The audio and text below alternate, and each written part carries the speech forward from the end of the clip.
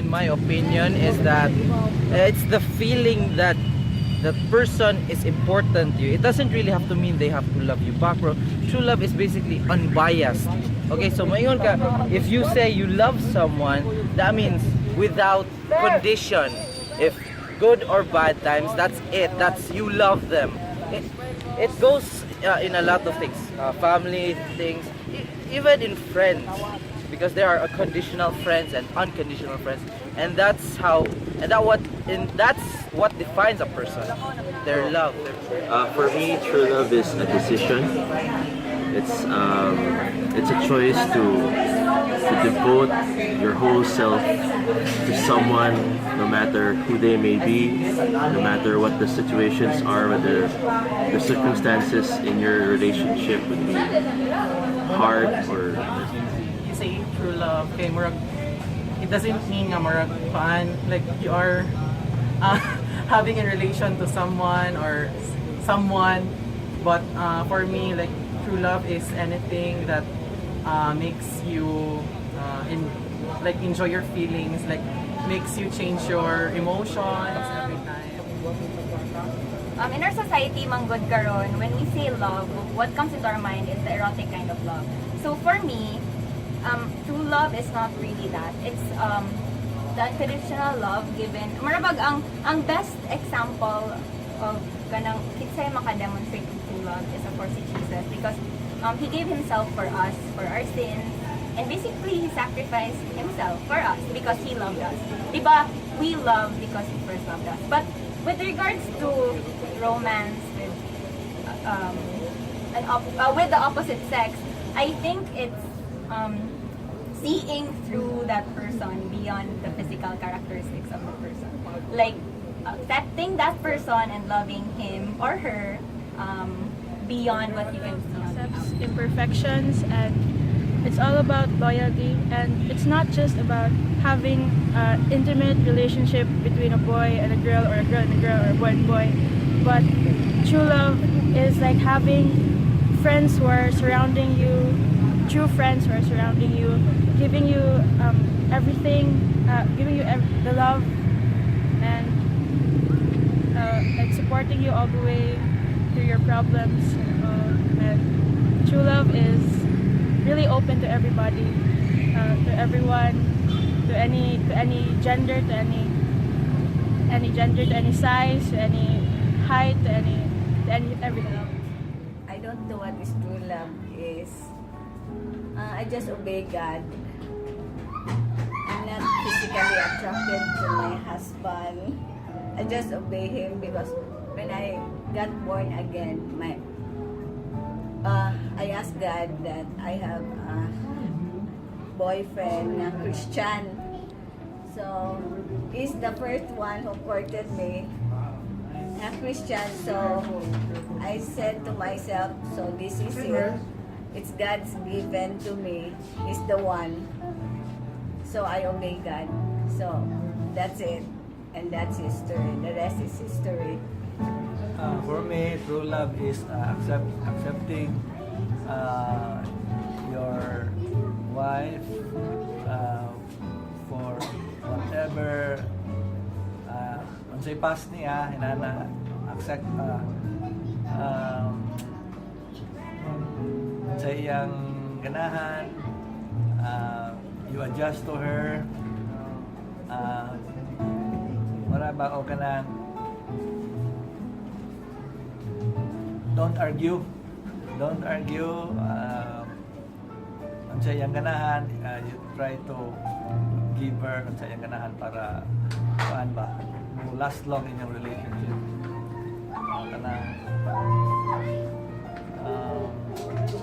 love her the way she is, accept her the way she is, siya.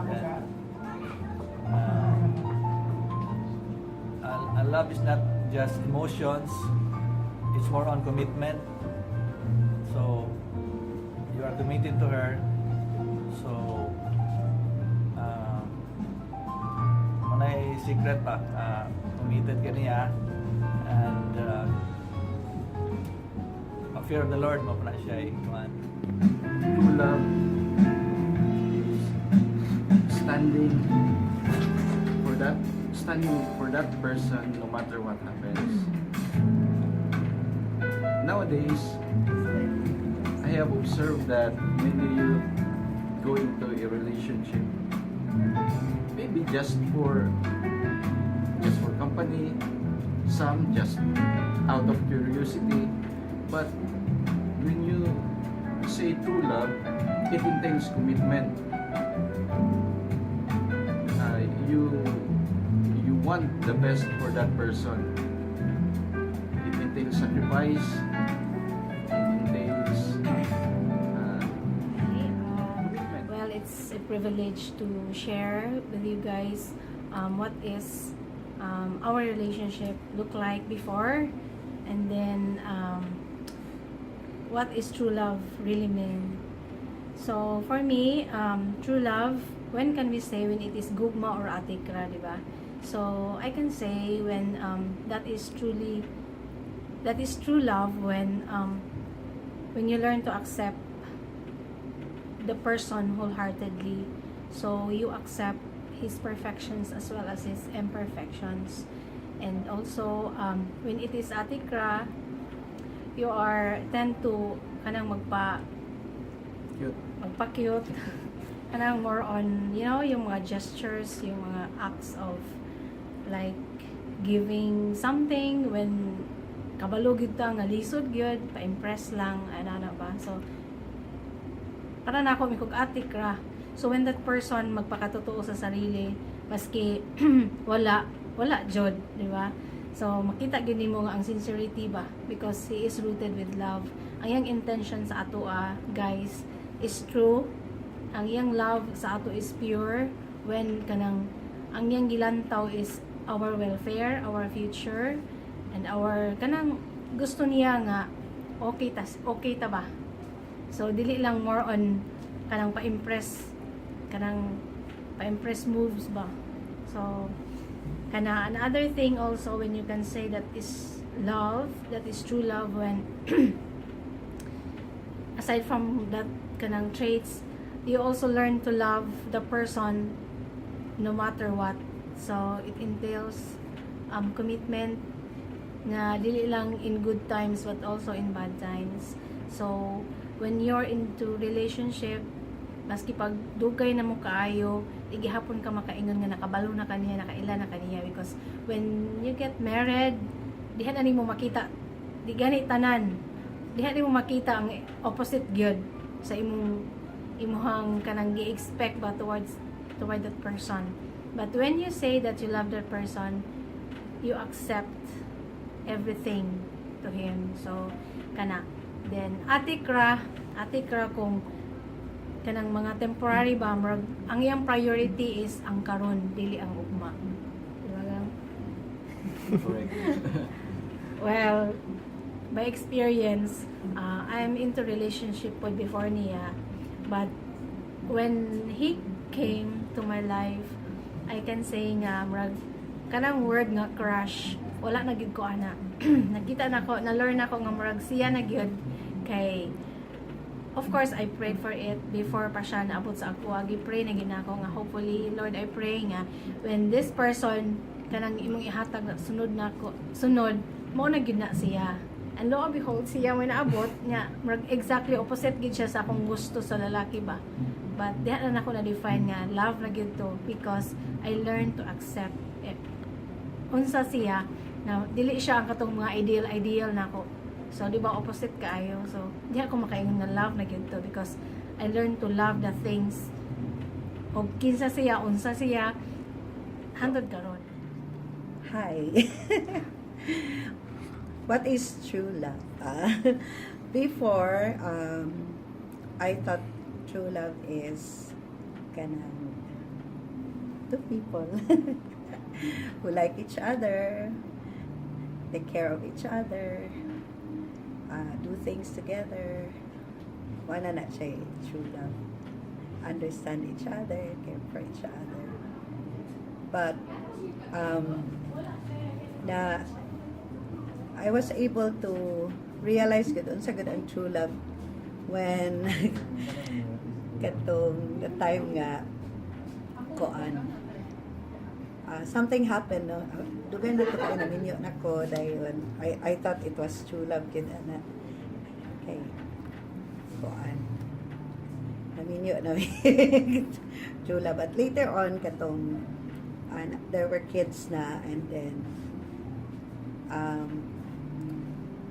my husband did something na which I felt nga dili siya sakto ba. So I asked him, unsa di I thought na you loved me kay you married me and we had kids. Unsa di ito? Unsa di ito? And so dito na ko na-realize nga atik-atik na dito yung love. Ang young love is kanang for himself na kay pag katong we were about to sani katong matanan ako siya na I thought when you got married you wala ko na siya nga dili di ay kang iyad ang gilab na yung iyarang self kay in the end he chose to ang iyarang self kay ningon man siya nga he could not give up his dreams, his kanang dreams mato yung giingon, not even for his kids. Dili siya willing mo sacrifice. Though sa akong side, willing kay ko mo sacrifice even myself kay ako man siyang love. Which I think nga true love gud to siya kay willing to sacrifice, but wala siya. Akong definition of true love is you'd be willing to sacrifice your own dreams, your own plans, for the sake of the person or the persons For you me, love. true love is a verb. Yung bang hindi lang siya noun, it's something na you act on it. You do something about it. Para sa akin, kung talaga mahal mo isang tao, meron kang gagawin to bring out the best in that person. So, for me, yun yung true love. Whatever kind of love, whatever, even the relationship for your siblings, your friends, you always do something to bring out the best out of that person. So, yun ang true love for me.